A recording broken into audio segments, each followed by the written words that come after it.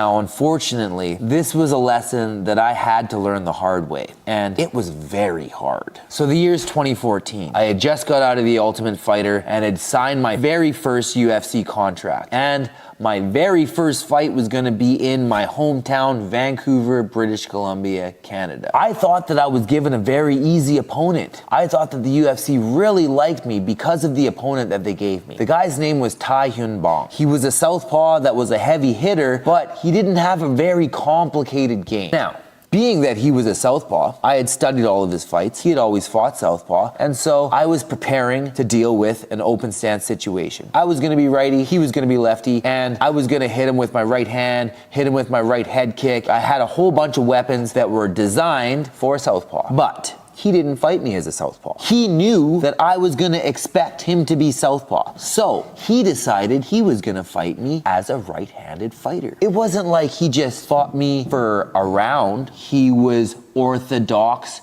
the whole fight. And I've been fighting orthodox dudes for a long time, right? I know how to fight ortho, close stance. It's not a problem. I have that information, but it wasn't right on the tip of my brain. And I wasn't really prepared to adapt to the changing situation. I wasn't prepared to adapt to the structure that I was seeing. I was also having some troubles implementing because I got scrambled in the first round with a big left hook, and I was really having a bit of trouble pulling the trigger because of my own fear and hesitation. Now, it was a really good fight. It was back and forth. The fans loved it, but I got knocked out in the third round. If I was able to adapt to the situation properly, if I had foreseen that all of the intel that I had gathered could have been faulty, could have been not really applicable to the situation of the fight that day, maybe I would have been able to pivot a little quicker